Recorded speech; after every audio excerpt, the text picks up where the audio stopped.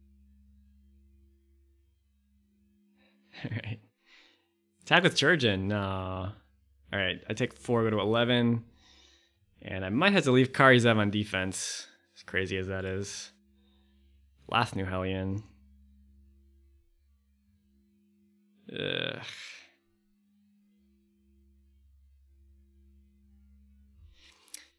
Do not love Lath New Hellion. He has just too much on the ground. I think I play Hell's Thunder, skewer his face, and then try to reanimate Hell's Thunder like the next turn or something like that. I don't know. This is not looking good. That Goblin Churgeon is just ruining everything.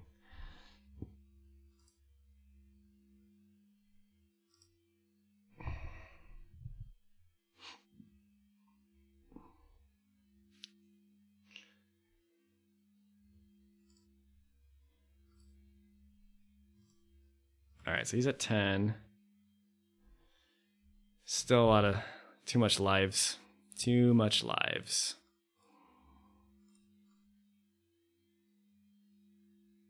I don't think everything. Oh, I actually have Eternalize on the Kenra. I gotta keep that in mind. I'm used to playing with that card. So like more lands actually wouldn't be the end of the world because I can go. I have Unearth and Eternalize action.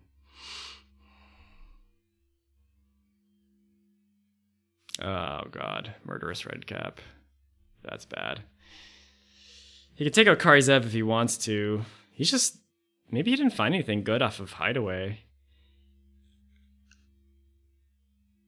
He could just sack it. I bet he sacks this, yeah, for red mana, kills Kari Zev, sacks another goblin, and then uses Grenzo's ability.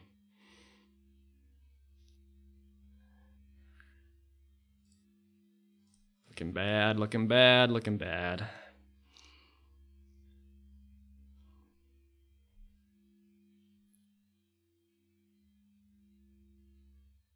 Dork Squad.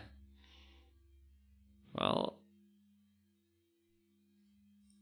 if he attacks with everything, I can get in with Lath New Hellion, but I can't even like get through Churgeon, really. Goblin Lackey with 1 card in hand. Yeah, this Lath New Hellion is just terrible.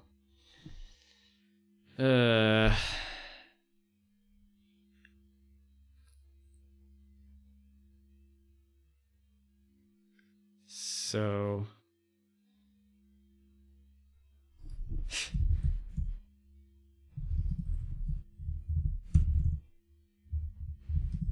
I think Goblin Churgeon might have the most impossible spelling of any Magic card.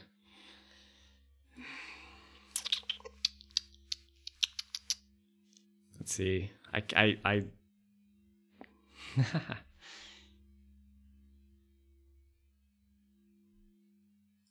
I'm just gonna scoop. I could play Lath New Hellion as a blocker, but I think I'm just like extremely losing that game if it comes to that. All right, I love Arc Trail. Yeah, this hand's great. This hand's really good. This matchups like this are why I put Arc Trail in the deck. This and like Mana Dorks. So turn 1, I'll play Fire Drinker Satyr.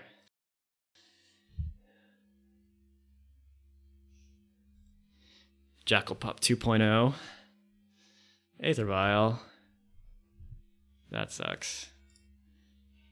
Yep, just attack for 2 and play Kari Zev here. Bump, bump, bump.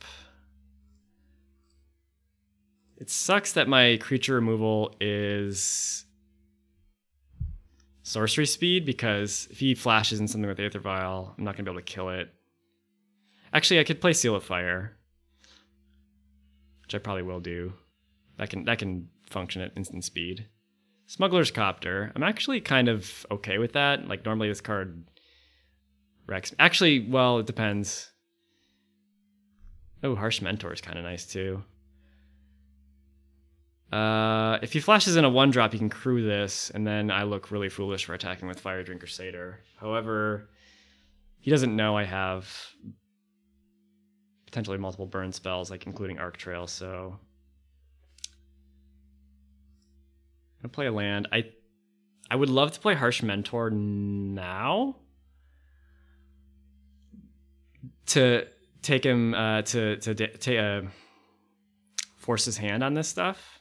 Maybe I will, because if I play Harsh Mentor now, he has to activate Aether Vial and Smuggler's Copter, and then I can decide whether or not I want to attack with Fire Dream Crusader. Yeah, and I'll have a chance to Arc Trail stuff later. Yeah, I think this is probably correct. Oh, he just F9'd? Interesting. Okay.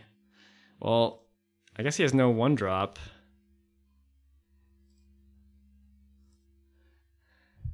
Or he's fine with taking damage. This is a lot of damage. And this Harsh Mentor is going to do some work too. Every time he wants to use Aether Vial or Smuggler's Copter, he's going to take 2 damage.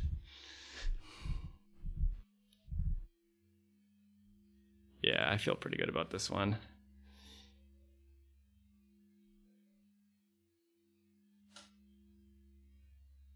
And a 13 already. Even against Grenzo, Harsh Mentor is pretty sick.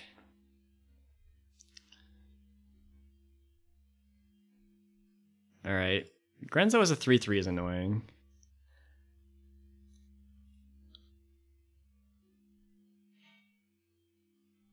But it's a pretty obvious play on his part. So I think I attack with the Satyr and Kari Zev, and then whatever he, like if he activates Copter or whatever, I just kill it with Arc Trail. He's gonna take 2.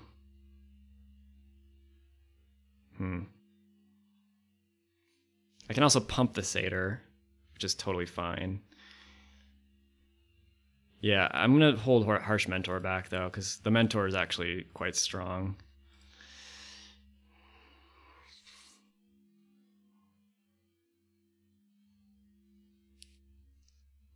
And I have plenty of time to play Skullcrack and Lava Spike later.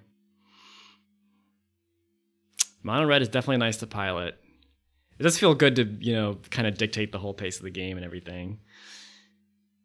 Alright, he's blocking the Satyr with Grenzo. I'll just pump the Satyr. I don't feel like this can go that wrong.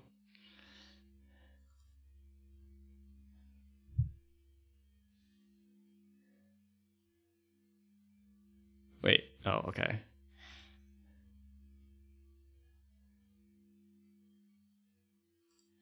So I think I'm just gonna hold up Skullcrack now.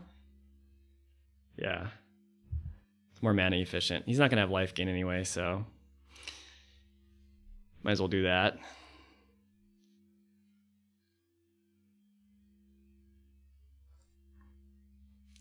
Man, that pump ability really came in handy on Fire Dream Crusader. Like, that was much improved over Jackal Pup in that situation.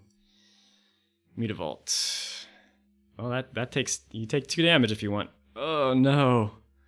Fiery Confluence. Well, I was gonna have to do 3 to everything. Well, nothing I can do about that. It's a good card, good card. Now he's free to like activate Aether Vial and stuff. Yeah, I think I just replay Kari Zev and then Lava Spike him at this point.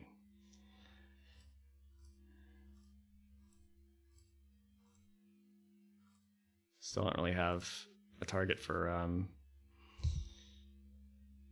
he's actually Wait, did I just not kill him there when I could have? Ah.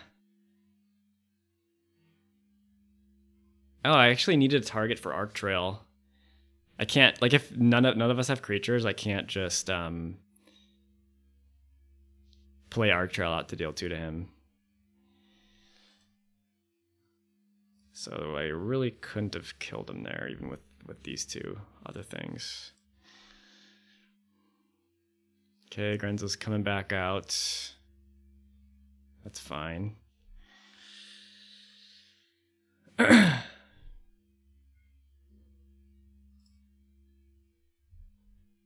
So I think I just Arc Trail 2 to him and then 1 to Grenzo and then kill him with Seal of Fire. Call it a day. Seems good.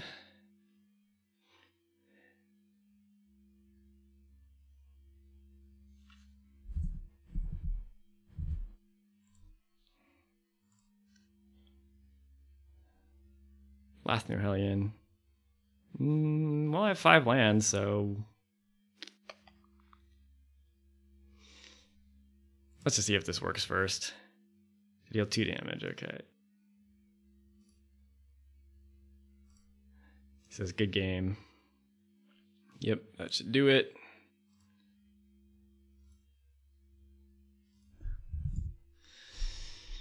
Good game, Tuk. See if he's got another deck to play with me, or if Donzir want to play, or anyone else watching. If you want to challenge me, I am accepting opponents at the moment.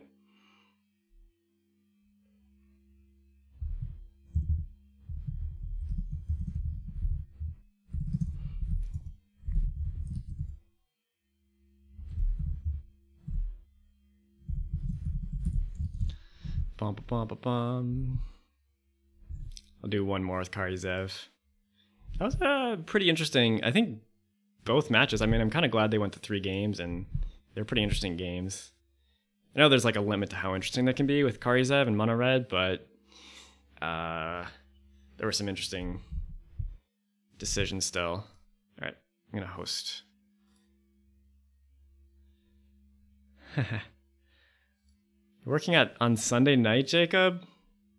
Or Jakub? Is it Jakub or Jacob? Well, American English, we would say Jacob. I'm in Albania. I don't know how the fuck to pronounce anything right now. I like the text on buildings and stuff. Okay. We're gonna play against Ur-Dragon.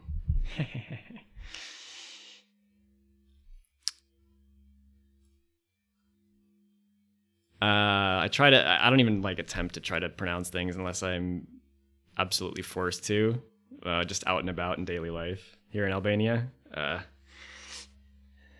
It just does not end well. Even though they use the Latin alphabet, so you can kind of sort of figure out what you think it might be. All right, we're going to play against Tuk again, playing the Ur-Dragon. So this could be interesting. I feel like I'm still favored, but he actually can make really good blockers, like really beefy creatures really quickly. So the Ur-Dragon is that crazy one. I think it was Commander 2017, the tribal one. Yeah. So Eminence. As long as the Ur-Dragon is in the command zone or on the battlefield, other dragon spells you cast cost 1 less to cast. Flying, 10/10. It doesn't even matter. All it does is I guess he saves multiple versions of his deck. All it does is make his dragons cost 1 cheaper. That's the end all be all. It's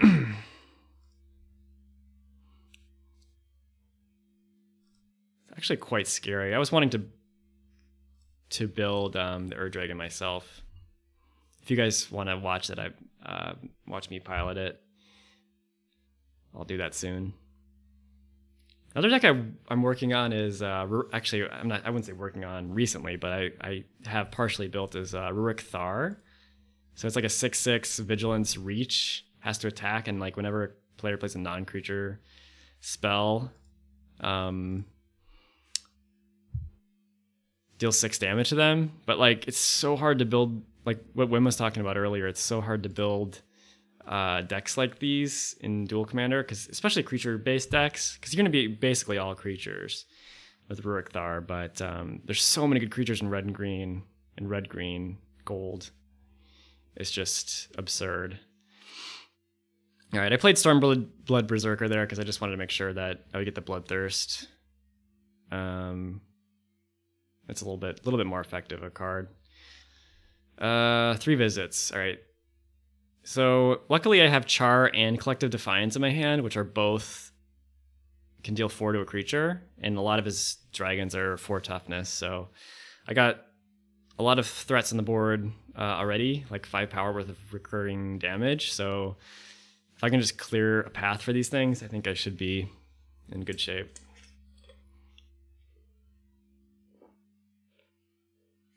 White green. Interesting. I would think to build the Ur Dragon as like almost entirely Jund. Personally, I think his deck's like that, but I think he has multiple versions, so who knows. All right, attack him for 5. I feel like this should go through. The obvious play is to play Kari Zev. It does play into a sweeper, but I could hold off on Kari Zev to play around a sweeper. And I feel like maybe I should do that, because that's the one way I could lose this game. So I'm going to just Incendiary Flow his face and play Seal of Fire, which I can save for later. So he goes to 10.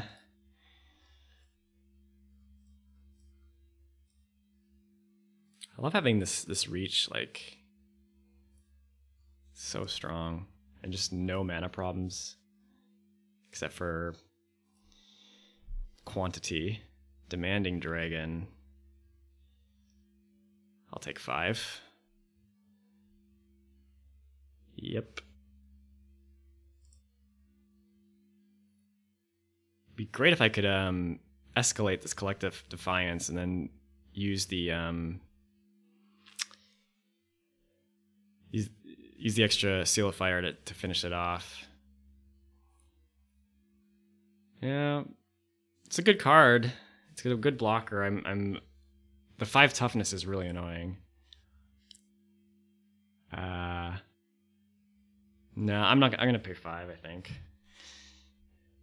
Yeah, it's quite a bit better than haste in that case, just because you leave it up as a blocker now. Okay. Yeah, I think this is an easy Collective Defiance, and then finish it off with Seal of Fire. Okay, these escalate cards are a little bit weird. I think this should be enough to where I can char him out too. Yeah. Oops. Went a little bit too far, but I can still Seal of Fire. All right. Well, I think we did it. I think we did it again. I really like Collective Defiance. That's a strong burn card. The burn cards that can deal damage to creatures and players are just really good. Searing Blaze, Searing Blood, Arc Trail, Fork Bolt. They're all really strong cards.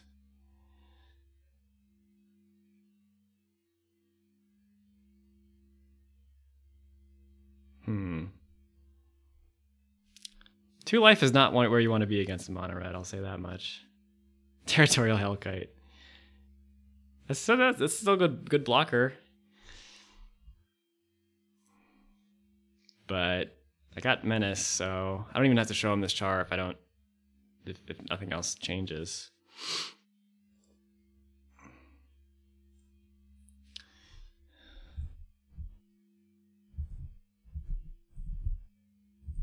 If you guys let me know if you want me to play, I probably have another time for like, oh, did have another creature, so.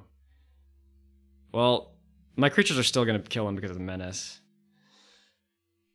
If you want me to play a different deck, let me know. Oh, Blood Moon. All right, he has to block the Menace creature, and then this Zergo kills him. Oh, he didn't realize. Yeah. Yeah. That thing has Menace, my friend. Blood is holy to those whose god is war. If you guys have any preferences as far as like commander, I might have a deck built for it for my fourth and maybe final match, or just like an archetype control combo beat down. Because I think I'll play like 3 with Kari Zev and then maybe one other one. Gonna mulligan this hand. Gonna keep this hand. It's a little risky. Okay. This hand has Shrine of Burning Rage, which is a card I love. That wasn't in the list I got online. I think that was an oversight. I think that card is just such good reach. I might even play it on turn 2 instead of Kari Zev. Start accumulating counters. Being on the draw. These burn spells are not amazing against him because a lot of his dragons at 4 toughness or higher, so that could be a problem. But I have plenty of burn to just go to the face right now.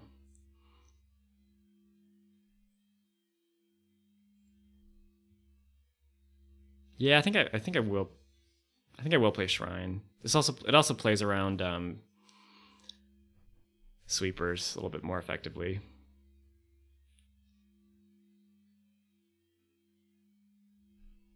Thoughtseize. Oh man, he's gonna take my Shrine. Damn it. Normally I would like love someone to play Thoughtseize against mono red, but I feel like he's gonna take the Shrine now, and yeah. Well, I feel vindicated putting that card in my deck at the very least, because it's like super sweet. Well, now it's a pretty easy Kari Zev.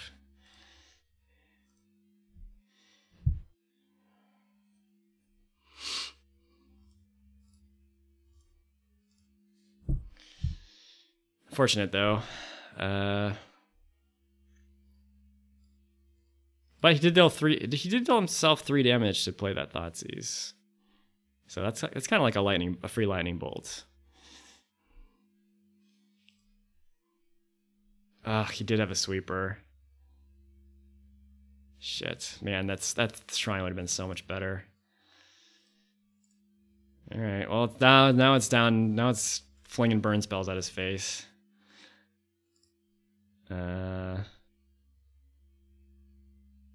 Think definitely gonna suspend Rift Bolt. I think I'm just gonna save the Chain Lightning though, because yeah, I'll suspend Rift Bolt and Volcanic Hammer him.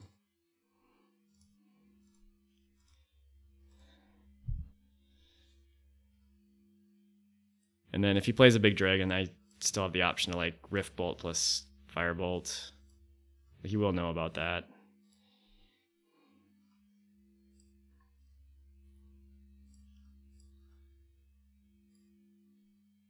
Nothing.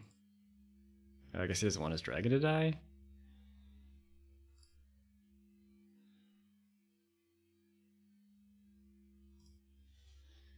Alright, he's at 9. Effectively 4. Oh, Experimental Frenzy. So sick if I had a land. The Chain Lightning is not... I'm kind of regretting not playing Chain Lightning now that he is the 2 red, but still think I'd play it to empty out my hand here. He can deal me 3, it's fine.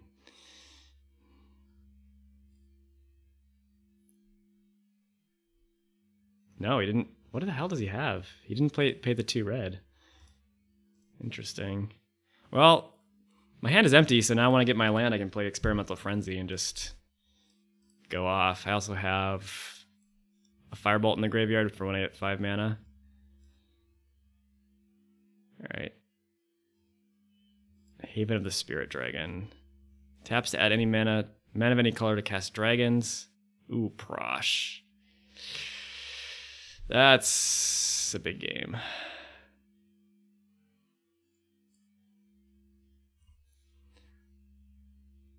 So that's 10 damage. Arc Trail. That's not bad.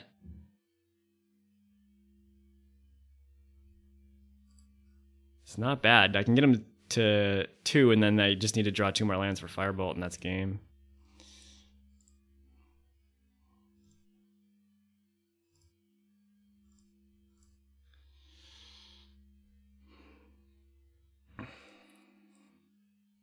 Sack it to Pump Prosh.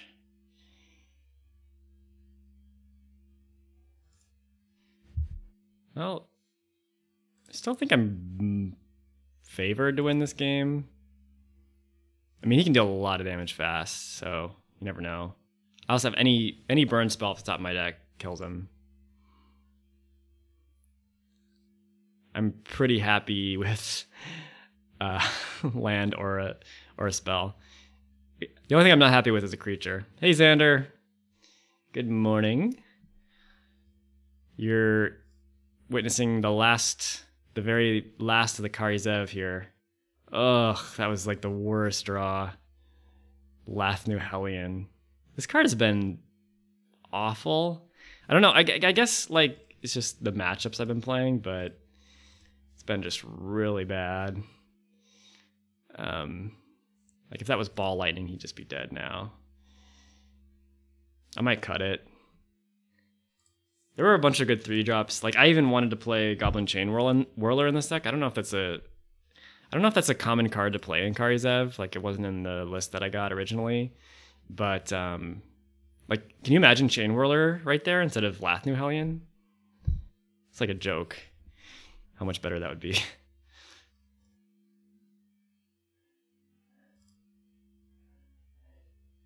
Oh, we might get a league match here, actually. That would be cool.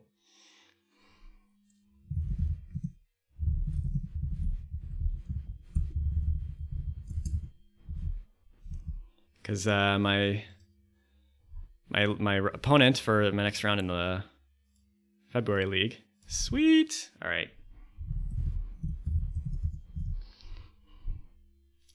We're gonna get. You guys are gonna get into their Kira. Some Kira footage next. Gonna be Kira versus Surak Dragonclaw, I think his name is. Yeah. Oh. Fancy that. Searing Spear. Well. The lag's been really bad on the German server lately, so I'm gonna pass to his upkeep because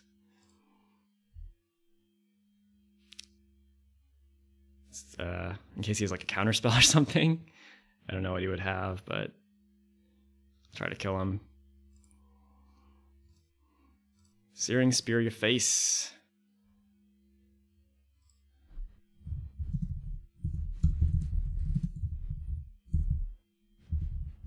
What does he have? Lightning bolts. Lightning bolt my face. Okay. Can he kill me? No, we did it. All right, Kari Zev 3-0 in matches. Very effective. I like that deck. It feels, I wouldn't say fun to play, but like you feel like you're in control. Like you have like dictate over the game, if that makes sense.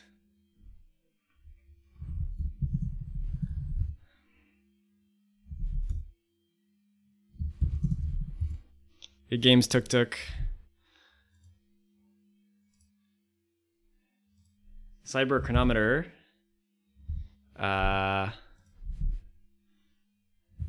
Came on at the perfect time. So.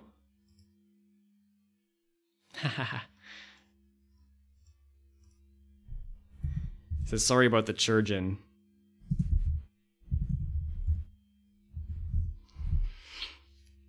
All right, so I'm going to play Kira Great Glass Spinner once again. If you were watching last week, you know about that deck. It's basically mono blue aggro control.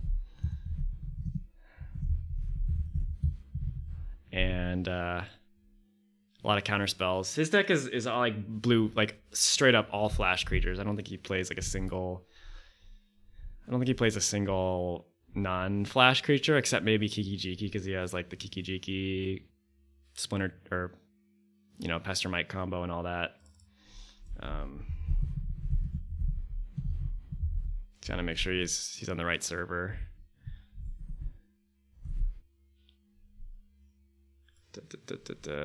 Where are you, Cyber?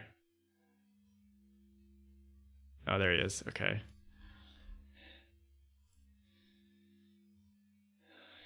It's really unfortunate that the Powers of War. I don't know what the hell. Does anyone know what happened to Powers of War? Like, that hasn't been working for like a week or 2 weeks or something crazy. They all got set up. I was like really like pumped to get another server that seemed to be like really quick with like very little lag, but it was not too didn't last very long. Hope it comes back.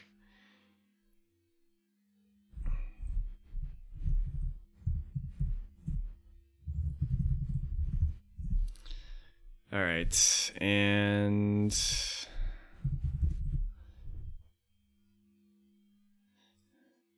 here we go. We're off to the races. Is it Dragonclaw? Yeah, it is Dragonclaw. Ugh, this is a really bad matchup for me, I think. It can't be countered. Okay, 6/6 flash can't be countered. Creature spells you control can't be countered, and other creatures you control have trample. That's like 3 obscenely good abilities against me. Yeah, I'll keep this. I like Wasteland a lot. I think I gotta try to realistically the only way that I win this is stealing Sorok Dragonclaw. I mean, even then is not guaranteed. I have a lot of creature steal. Oh yeah, and my deck is shit.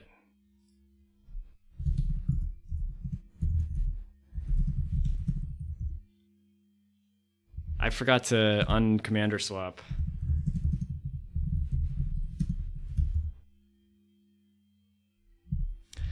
Really what I should do is have different files.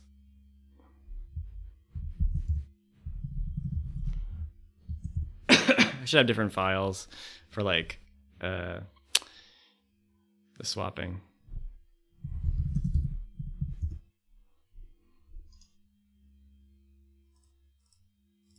Crap. Sorry about that, guys. Let me just load that up here. Ugh. All right. What happened was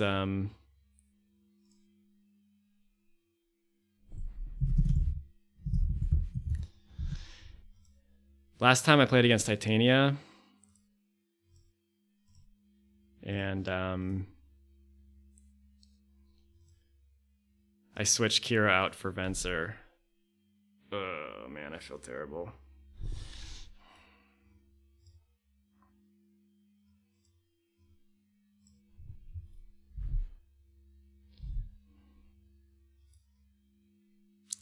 Well, for what it's worth, he's got a very pretty large inherent advantage in this in this matchup. I actually, you know what? It's interesting. I might commander swap into Teferi, the 3/4 flash one, because that turns off all his instant speed stuff. He has to do everything sorcery speed.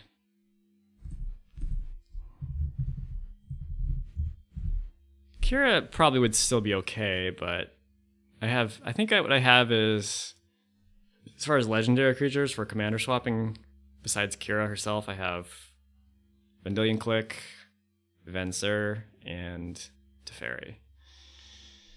So neither of which are specifically in the deck for the purposes of swapping, but they can be pretty effective in certain situations. Like Venser can actually stop. Oh god, this hand's really tempting to keep. Welcome back, Wim. I don't know if you remember last week I played Kira against Titania and I commander swapped, and then I forgot to swap Kira back into my deck file, so I fucked it all up.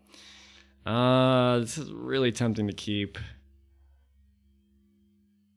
I'm gonna mulligan though. Alright. I got a ponder, so I need a land. Spell Snare could be good here. But if I don't draw a land, it's pretty clear ponder to make sure I hit my second land drop.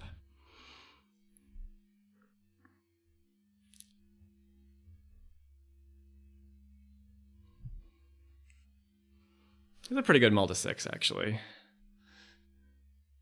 Pretty sure he plays like 4 spike and yeah. Okay, given that I think honestly, like, I think his deck, we had deck list ahead of time, so this is not unusual, but given the fact that he, I'm going to play with Terramander, and my reasoning is he's operating at all instant speed anyway, so I think holding up Spell Snare is just not going to be a very strong play. Next turn I can actually, whatever. Okay, Lightning Bolt, sure. This is a scary card. Salamander Drake. Definitely one of the better cards from Ravnica Allegiance for Eternal formats. I do not blame him for lightning bolting it. Now, if I still don't draw a land, I think I will ponder. Yeah. And then I still hold up Spell Snare and 4 spike. I don't really need to get Rattle Chains out quite yet. Although this is a weird card with Kira, because like you kind of want to play it before Kira, awkwardly enough. Okay, these are, I guess I'm playing Spirit Tribal here. I think I'll draw the Phantom after the land. Okay.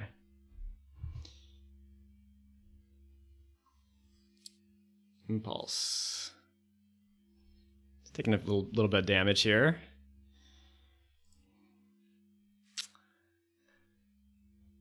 What I was saying is, what Rattle Chains requires you to give a target spirit hexproof until end of turn, which breaks the shield of Kira, because Kira says whenever a creature becomes a target of spell ability for the first time, counter that spell or ability. I suppose I could have Spell Snared that impulse, huh? Whoops. That probably would have been smart.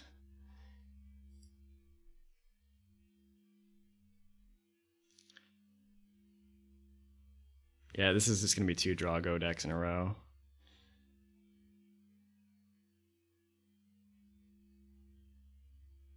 Lumbering Falls. Okay. Well. So.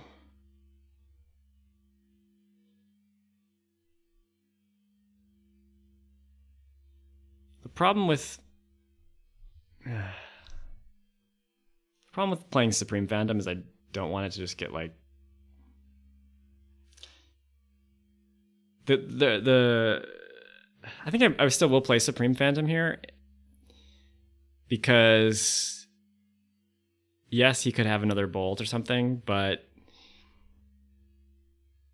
if I can counter it with these 2 spells, and then if it survives and like tries to kill it the following turn, I can flash in a Rattle Change to give it hexproof. Oh, it says I can cast spirit spells as though they had flash, though. Forgot about that part. Oh, it's another reason to cast Rattle Chains before Kira. All right. I'm going to pass. Yeah.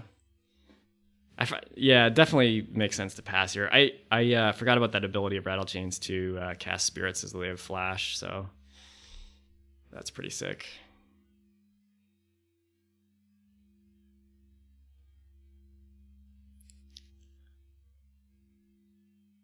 Then they can kind of protect each other. Like I can play Kira, instant speed. All right. Let's play something.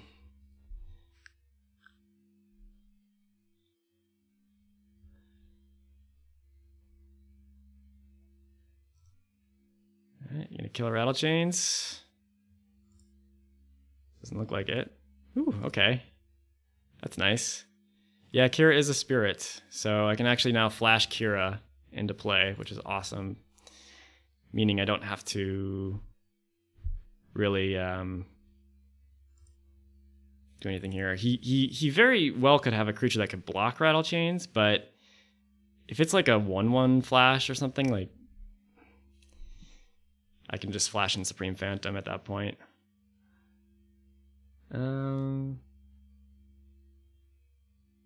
I don't think I'm gonna flash in Supreme Phantom though. I think I'd rather flash in Kira.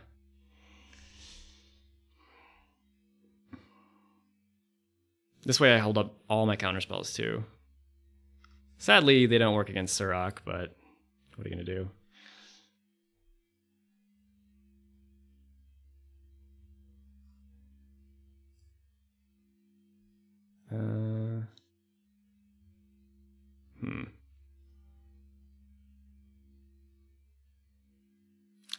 Yeah, I'm actually gonna flash in Supreme Phantom at the end of his turn because I don't want it to die, and I can still hold up Memory Lapse for whatever counter he has, and still preserve that like Glass Shield effect if I need to.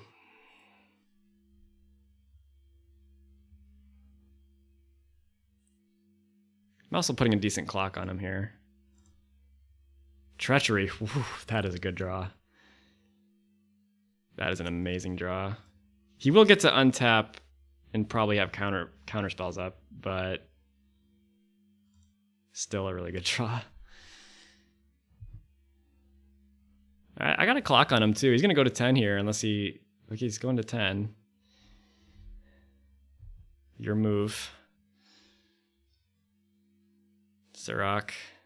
Man, I could get him so good if this spell didn't say can't be countered. It's a weird card, just like a weird mishmash of abilities.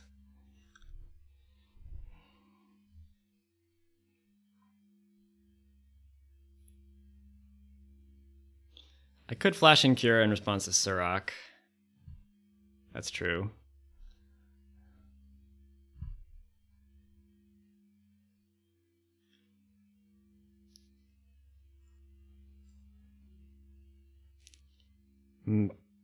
Guess I'm slightly worried about like sweepers, like Pyroclasm type effects, but still have the Supreme Phantom buffing everything up.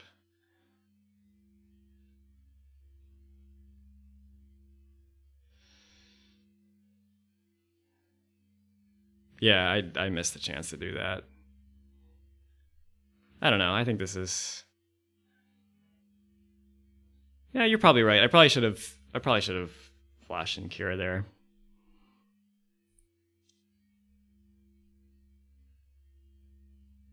Well, let's give it a try. If he spends too much mana, then I could potentially Treachery Surrak. Oh, we got some action here.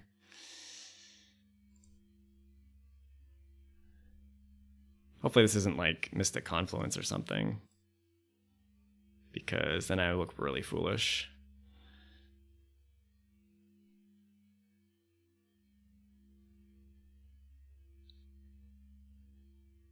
Great Oak Guardian? That has reach? Oh boy.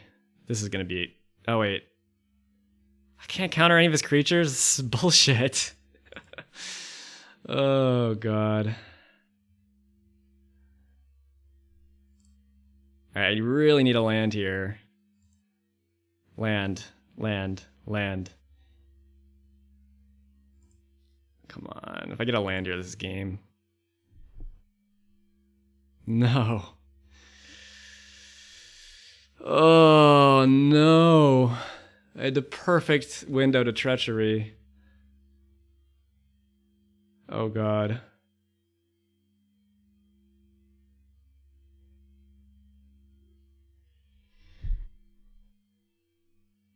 If I attack everything, he blocks Kira.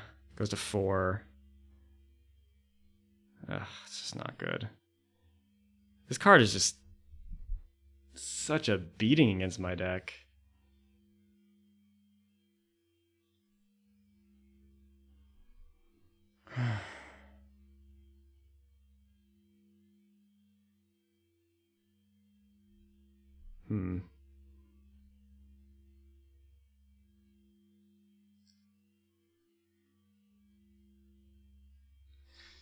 Yeah, I don't know.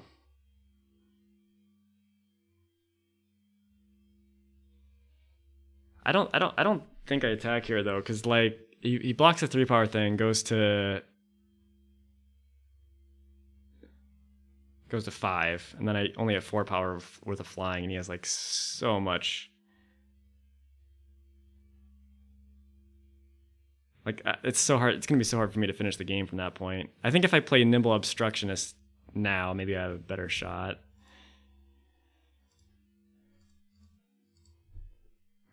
And also, if I get a couple more lands, I can attack into Great Oak Guardian, finish off with Mouth of Ronom.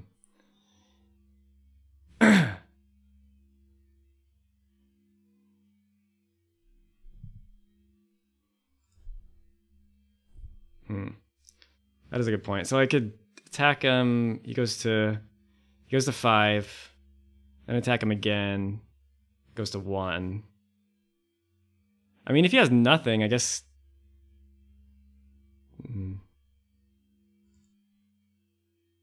All right. Let's just see what happens. This actually is just enough. If he doesn't have another reach creature or flyer, which is like asking a lot, but it is possible.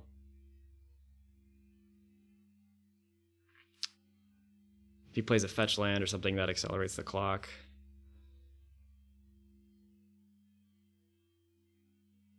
This also gives me an alternative thing to do on 5 mana if Kira dies.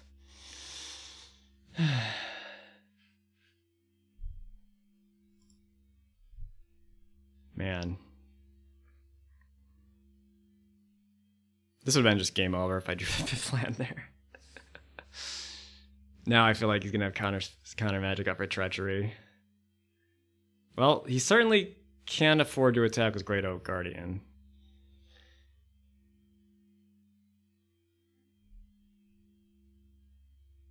Unless he has like, I guess this combos with like Kiki Jiki, doesn't it too? Or Splinter Twin. Oh my god. Does he have burn? Like, there's no way I block here, right? Like, I have lethal if he... Alright, whatever.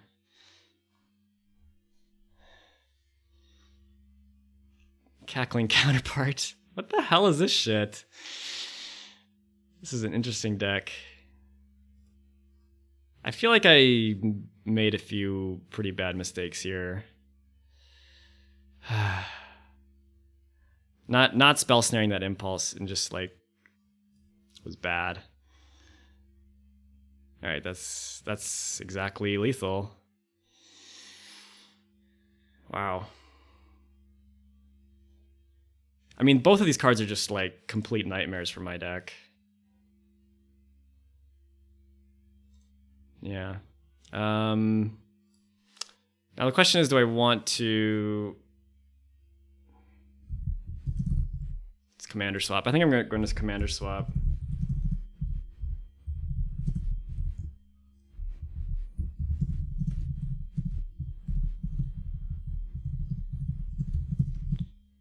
Because I think Teferi could be really good.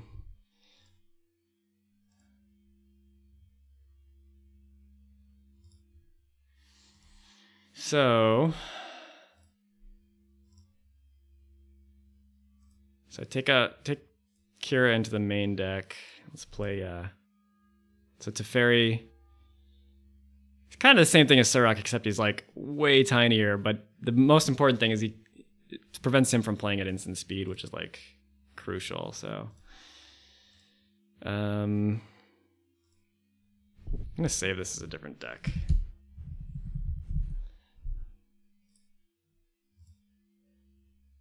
Okay. Try again.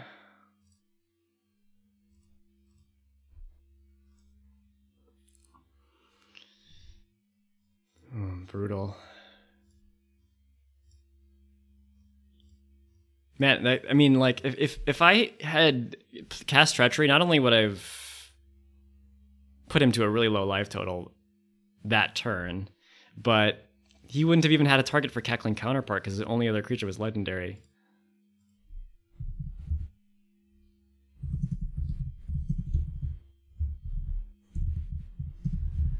I think it didn't work properly here.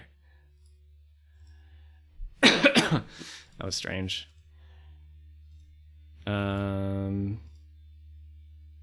Yeah, it should be fine. I don't know why it's not working. Oh, I switched it out, but I guess it didn't. Okay. Here we go. A little messy, but we're getting there.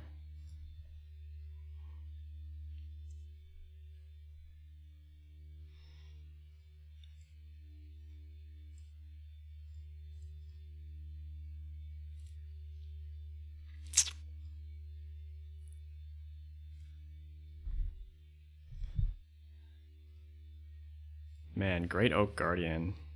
What a beating.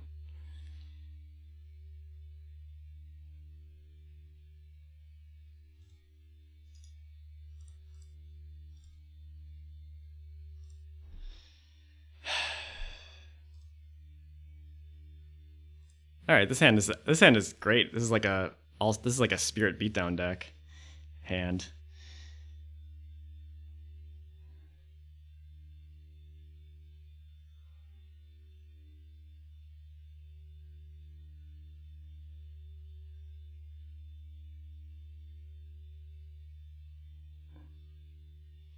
And I think I'm gonna I'm gonna miss out a damage, but I'm gonna play Rattle Chains at instant speed, probably. But Wanderer is nice too. I can counter instant or sorcery unless it pays X. I'm gonna have plenty of ways to make its power bigger too.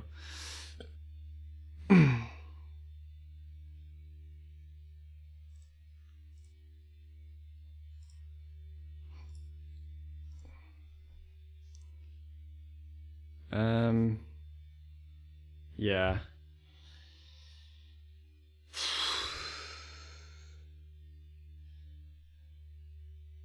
Yeah, this is nice because then I'll be able to flash in either Kira or Supreme Phantom off of the Rattle Chains.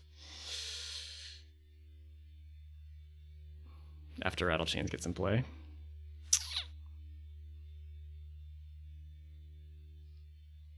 Botanical Sanctum.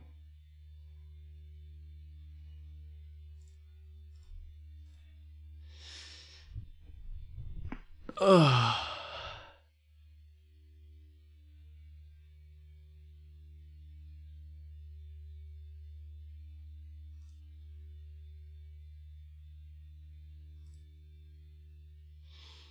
Okay, looking good so far.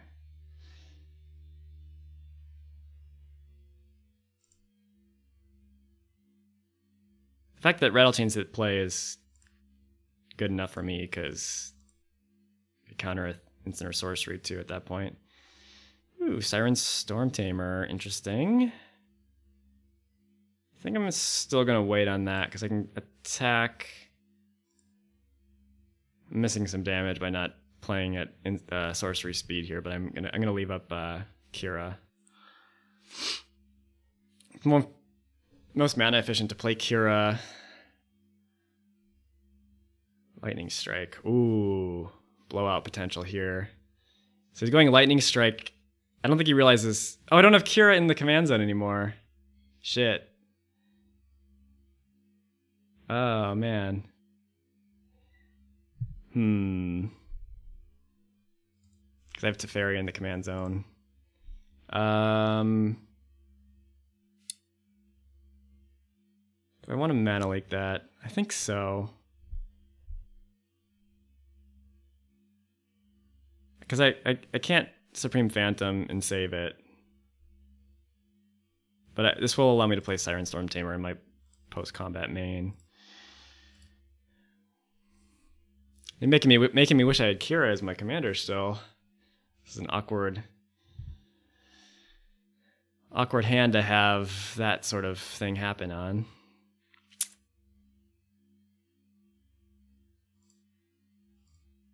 I could have also, I guess, sacked the Mausoleum Wanderer to stop that, but yeah, whatever.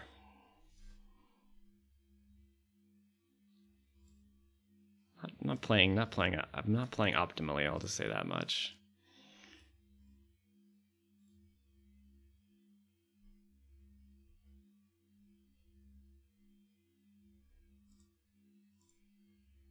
Ooh, Dimensional Infiltrator, that's nice. So now I can actually attack in and get an extra 3 damage off of this Supreme Phantom.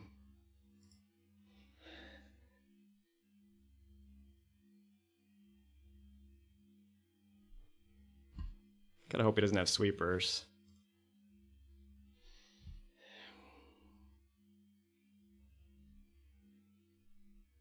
Ionize, interesting.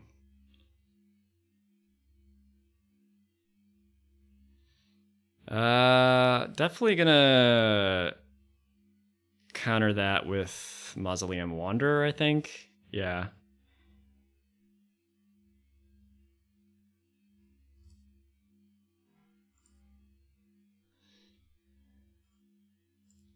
Okay. That kind of worked out.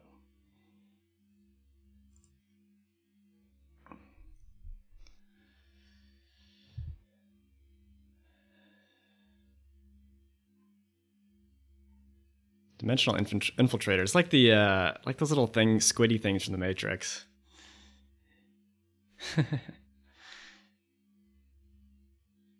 Well, I got the beatdowns. Got a lot of cards in his hand, much more than I do, but would love to get Teferi on the field at some point.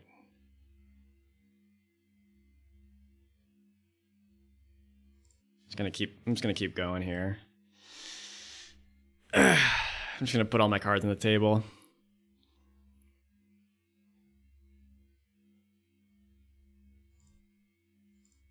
All right, land. Snapcaster Mage. Ooh, that's nice. That is nice.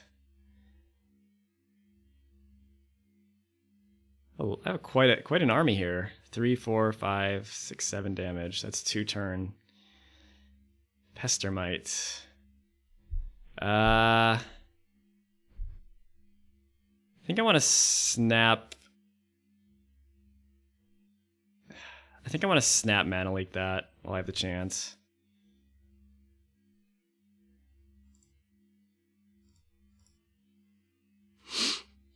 Because I'm afraid he's gonna. I'm afraid he's gonna untap and do like Splinter Twin.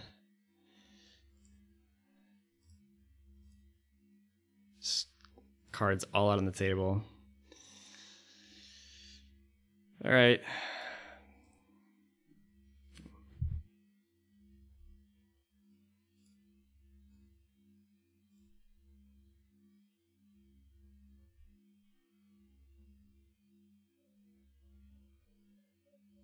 Yeah, it turns out Kira would have been better this game than Teferi, but I still think it was probably correct to switch out to Teferi.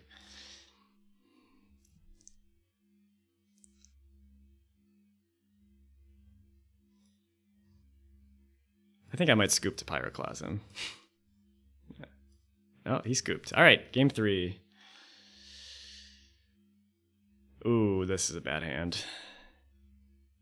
It's got the Sweet Dream Eater, Nightmare Sphinx. but and all the mana I need to cast it, but it's not gonna do it. Need some actual action.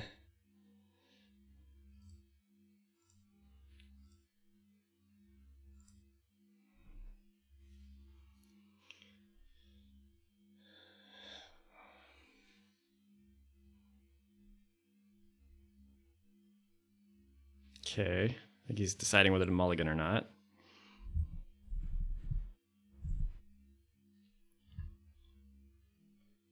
So again, I switched over to Fairy, which, if it resolves, is like maybe game. Nah, I still need some help. All right, let's grab that to the bottom. Okay, I got I got the Flying Men draw here, and Terramander and Favorable Winds. Ooh, Complicate's a nice draw. That can unmulligan me potentially. I suspect he will kill this on sight if he has a chance, but we'll see. He doesn't like to tap out either. Siren Storm Tamer. Huh.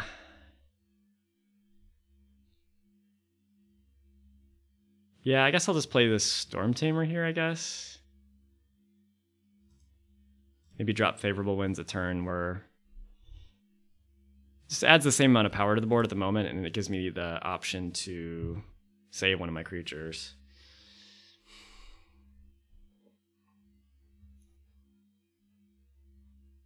It's gonna be a little awkward next turn though, because I might not be able to keep. Oh, sure. You'd rather kill that than Terramander, I guess. You got it.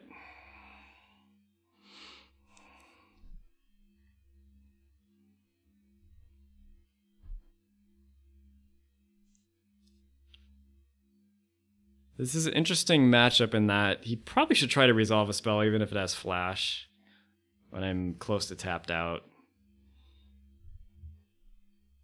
Like if you're giving me the chance to like untap. Ooh, Daze. Like Daze. Daze almost makes me want to.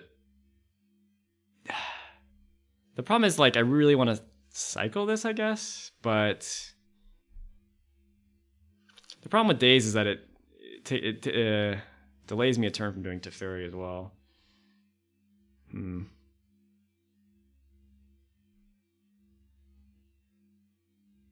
This doesn't really do much right now. I'm just gonna attack and leave up Complicate. Because if I can Complicate with cycling, it's gonna be such a blowout. Oh no. Oh no.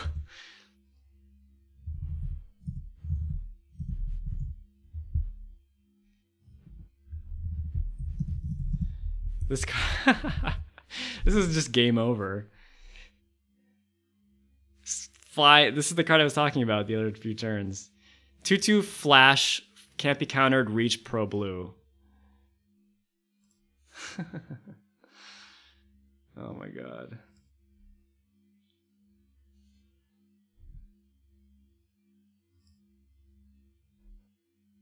Well, whatever. Now I'm just gonna play Favorable Winds because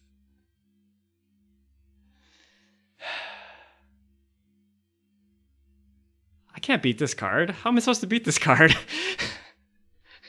This card is just a joke against my deck. Oh my god. I'm gonna play Favorable Winds because he's not gonna tap out for anything on his turn, so I might as well just play this. Oh my god. Well, I do have Vidalcan Shackles.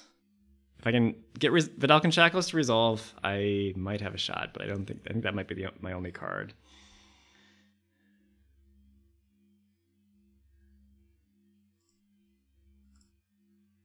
Okay. Well, nothing I can do.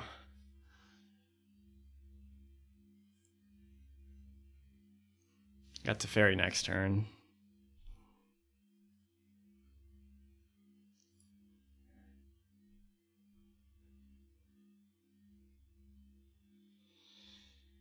Yeah.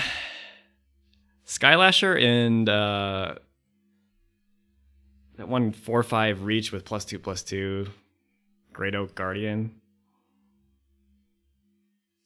He's not attacking. I like that. Ooh, I like that Wasteland too. So, I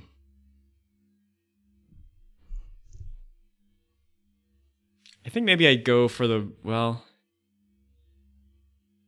is he running Stifle? Hold on a sec. I think he's running, I know he's running Nimble Obstructionist. I don't know if he's running like all the Stifle things. Not Stifle. Like, I'm tempted to Wasteland this Lumbering Falls here, so to delay him a turn from doing Surrak. But it also means I can't play Teferi. But... Huh. But he wouldn't play Surrak on his next turn anyway, so I think I'm going to try to Wasteland.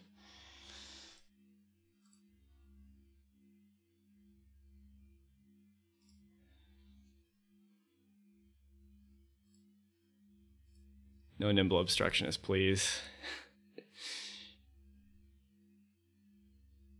Does he have Disallow? Could be bad too. If I did not have another land in my hand, I wouldn't do this, I don't think.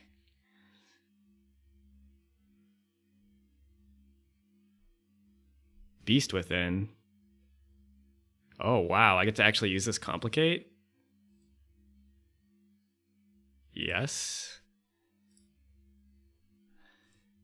I am happy, very happy. Very happy to use Complicate.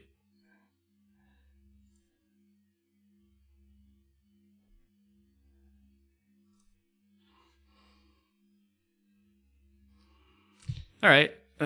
Still looking terrible, but there's a chance he's missing land drops. In which case, he's not putting me under a lot of pressure.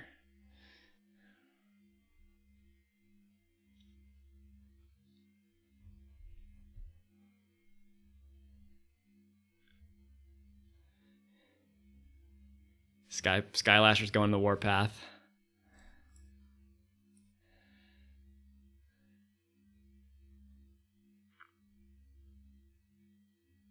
End of turn Pestermite?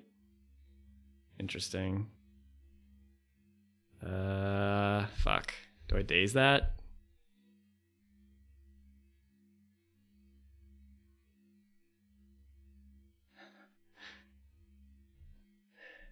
I don't want to lose the Splinter Twin, but I also want to play Teferi, so...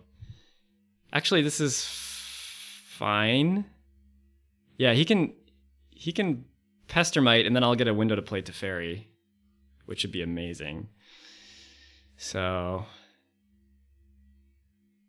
yeah. I think he miscalibrated what phase we were in.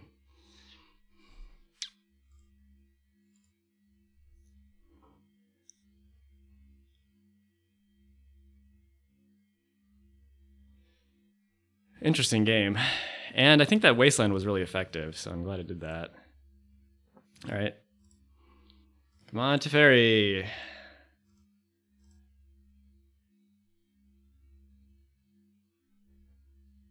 So that really restricts what he can do. I mean, I kind of hope he has Splinter Twin now, so I can just daze it and start to claw my way out of this. Try to dig for my Vedalken Shackles.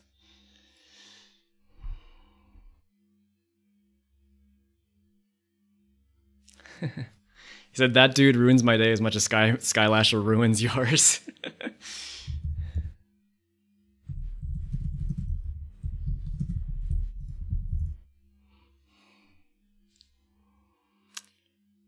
Still a little scared of like Flame Slash and stuff like that, but he's out of like Teferi's big enough to avoid Lightning Strike and Lightning Bolt, so that's pretty nice.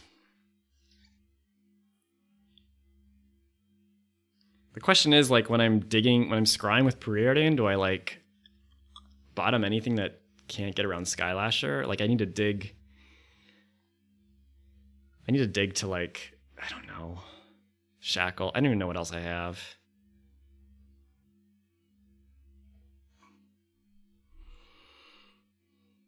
Electrolyze Teferi? Electrolyze my face. I'm going to let that resolve because I think this daze is going to get something better.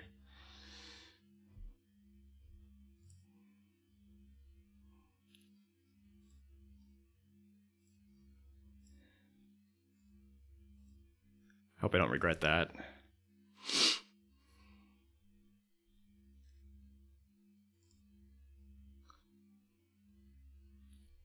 Still didn't draw a land.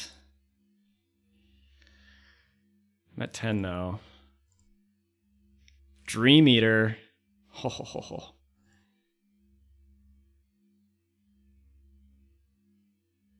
I can eat the Pestermite and he can't do anything about it because he can only play spells when he can play a sorcery.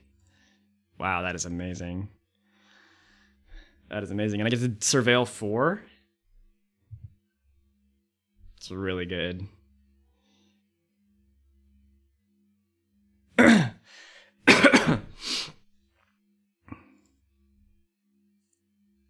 Really hope he doesn't have like a Flame Slash or a way to kill Teferi pre-combat.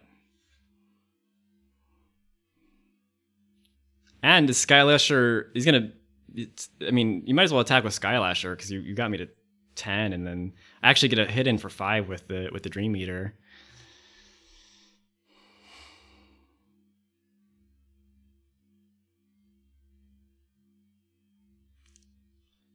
All right.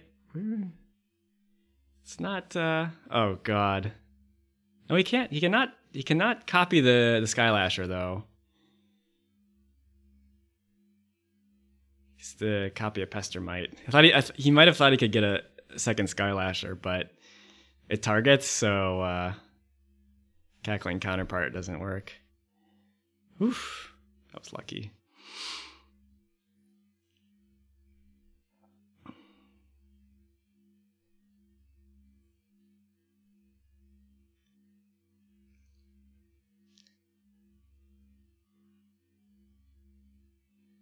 Yeah, he took it back. He was gonna play Cackling Counterpart, but he took it back. I'd rather just eat the Pestermite. Like, I realize that I'm not gonna get a bounce really off of the ETB effect, but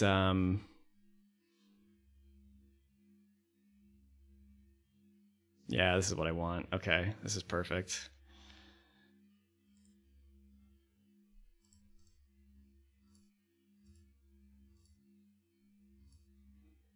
Dream Eater. This card's such a nightmare. I'm actually not going to bounce anything, as weird as that sounds.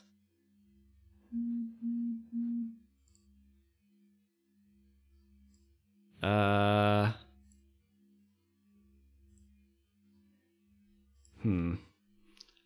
think I don't even want these cards except for Ponder. Because Ponder digs me even deeper. Like, I need to find something that deals with Skylasher, I think. Or a creature that's like 3 toughness and flying or something like that.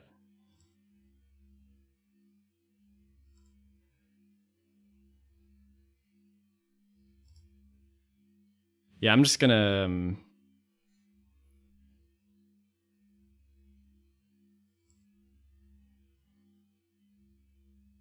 I really shouldn't say non-land, but what are you gonna do?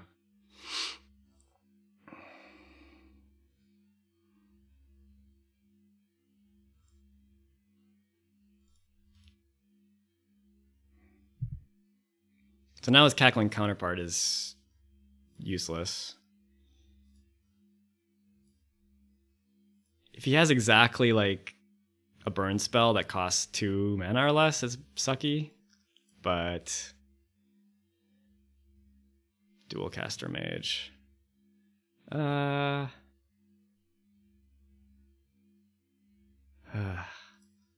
I care about that? See, I'm gonna attack.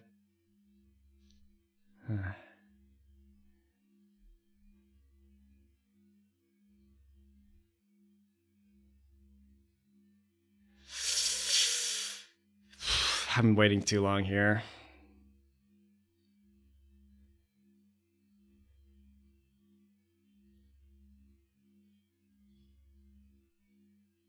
I'm gonna daze it.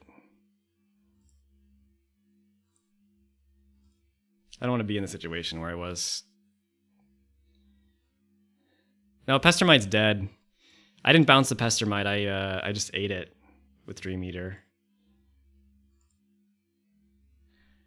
All right, what's the order here? I guess preordain first, right? Yeah.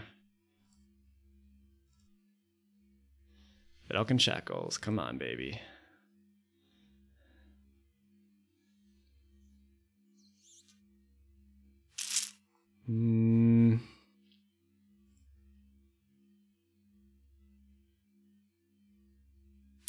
I like Supreme Will because it digs me further, but I don't like Cloudfin Raptor, I think. And then I'll ponder because I can still keep up Supreme Will. Mystic Confluence. Okay. I don't like all these lands, but I do like Mystic Confluence, so.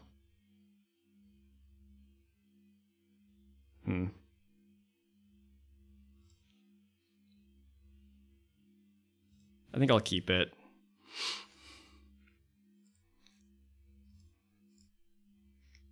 Now I can attack for a lot.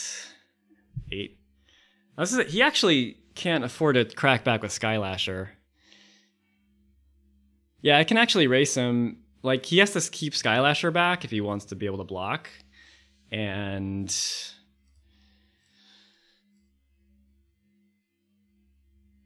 I still kill him in 3 turns with Teferi, and I still have a bunch of counter spells, so seems okay. The key thing was having a creatures with more than 2 toughness. Because if I didn't have that, it would be way worse. Cavernous Souls. Fuck. On Fairy. Fairy Harbinger. God. Cavernous Souls, really? I really screwed up too. I just realized that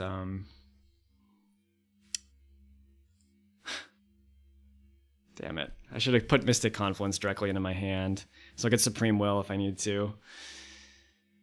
I'm so used to like tucking cards on top of my library to play against discard.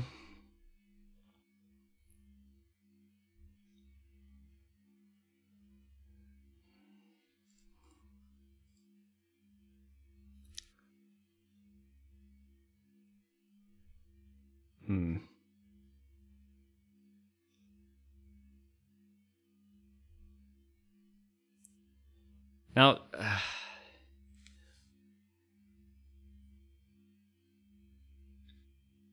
Scrib Ranger, protection from blue. God damn. Okay, now I think I'm just gonna Supreme Will to get this Mystic Confluence in my hand, even though I kind of fucked up.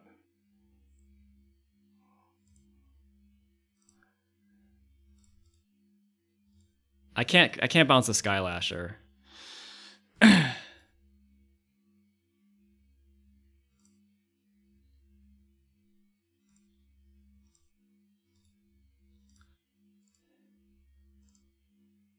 Scrying Sheets. Well, what I can do is, gosh. It really sucks that I can't target the Skylasher. I can attack with both, bounce the Fairy Harbinger when he goes to double block. But I think you're right. I think bouncing the 2 fairies is just better. No, I can't bounce the Scrib Ranger either. It's pro blue. Fuck. This only pushes through 3 damage.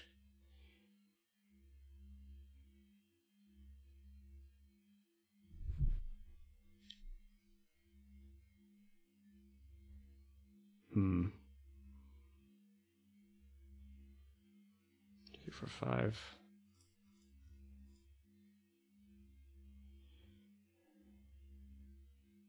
God, it's so hard to know what to do.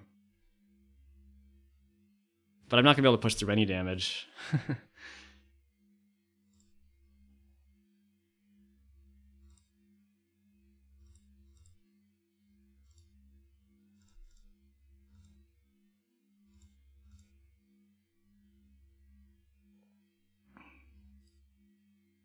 Ooh, Hope of Girapur. Actually, Hope of Girapur is great. That's a flying creature that's not blue, so I can attack into Skylasher.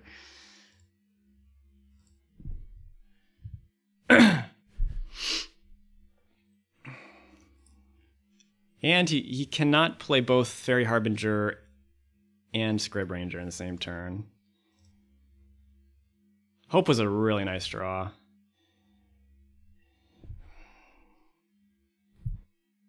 Even Vendilion Click's not too bad because it's a very powerful flying creature that he's got to block. He's got a limit to what he can block anyway. But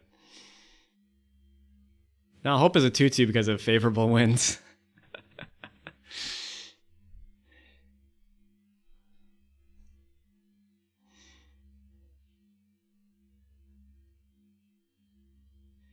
Scrib Ranger, okay. This is actually really nice because he's actually stuck on land, so now this effectively just cost 1 mana.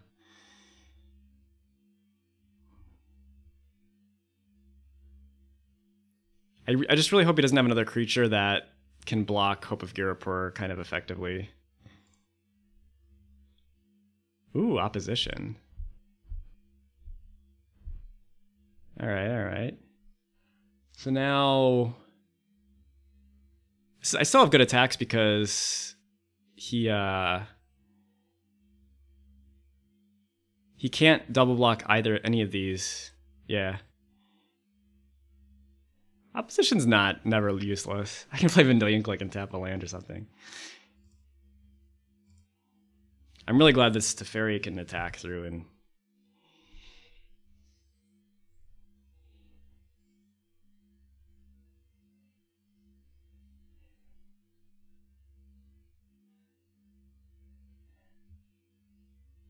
all right. I guess I could do the draw step click. What do I have? 7 lands in play? Yeah.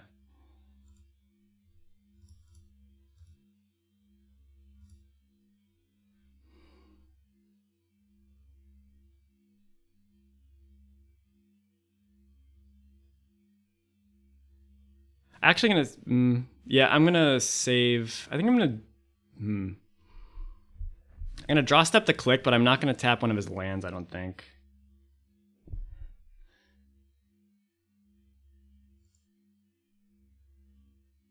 No, the cavern doesn't. I don't care about the cavern anymore.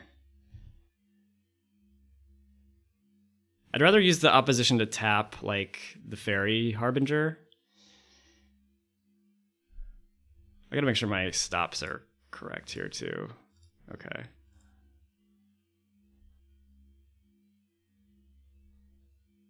So let's do this.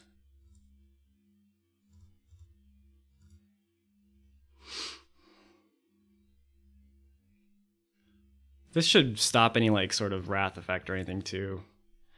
So, man, are we gonna beat Skylasher and Scrib Ranger? That's insane. Fucking Teferi, this commander swap thing has really been really nice. Splinter Twin. Snapcaster Mage. I don't want him to like Snapcaster or a lightning strike. I think that's the only thing I really care about. I don't care about Splinter Twin, the fairy, whatever. I'm just gonna tap that. I think the Snapcaster Mage is the only thing I care about.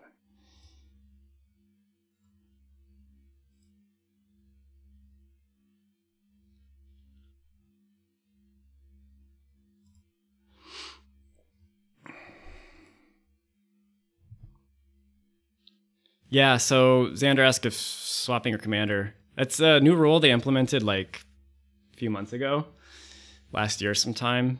And what the rule says is after game 1, you can swap your commander for another legendary creature that was in your 99 or your original 99, and use that as your commander for games 2 or 3. And you can also swap it between after game 2, before game 3. It has to match the exact color identity of the original commander, but other than that, kind of go nuts.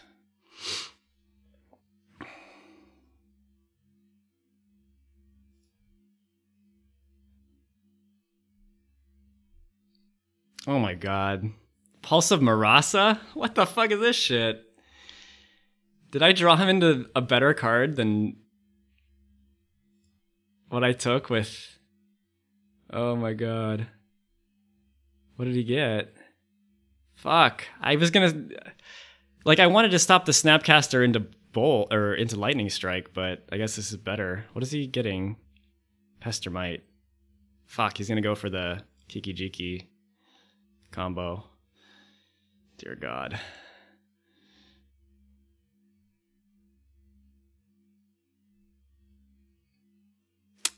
Well, what I can do...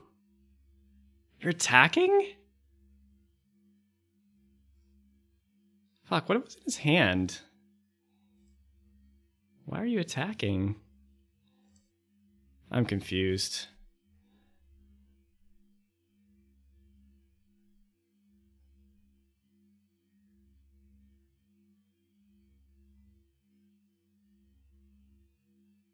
Why would you attack with Skylasher there?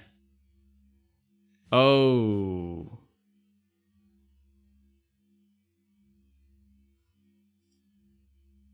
Man, I wish I would have like screenshotted his hand. Okay, this kind of stinks. Oh, right. Untaps a creature with goddamn. These cards are just wrecking me. Okay.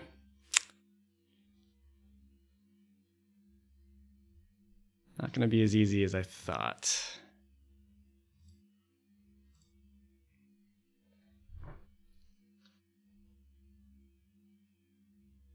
I think I almost want to like scrying sheets. Doesn't matter if I do it on my upkeep or not. Oh, Psionic Blast. Wow.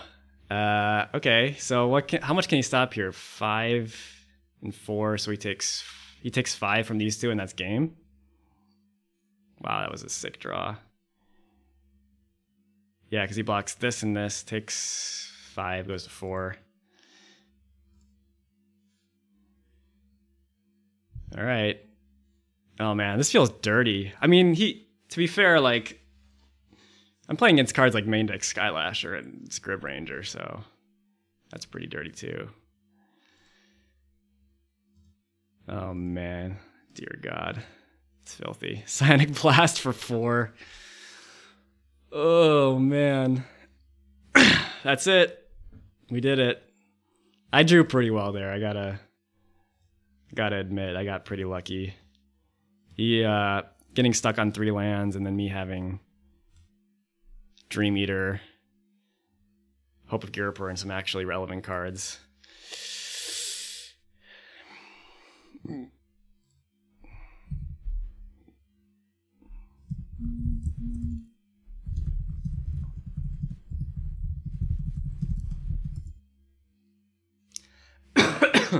All right, I'm just doing a little chatting on our Discord, but I'm gonna wrap up the stream here. Thanks for watching, guys.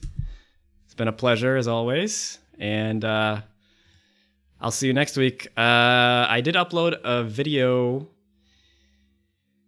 on last week Thursday. It's a deck tech for Godo Bandit Warlord helm combo. It's like a primer to show you how to use the Godo Helm of the Host combo and how that works. So check that out if you haven't already. And we have a sign up page already started for the March Duel Commander Double Elimination Tournament that we run on Challenge. So look in the video description and the stream description for a link to that to get involved. And also a link to our Discord where we talk strategy, shoot the shit, help each other brew decks. It's a great place. So peace out, guys. Have a great week, and I'll talk to you later. Bye.